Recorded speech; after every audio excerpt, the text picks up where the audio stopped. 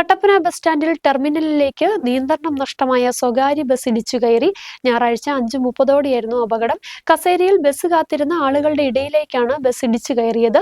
3ഓളം ആളുകൾ ബസ്സിനിടയിൽപ്പെട്ടു. സ്ഥലത്തുണ്ടായിരുന്ന പോലീസ് എത്തി ഇവരെ ആശുപത്രിയിലേക്ക് മാറ്റി.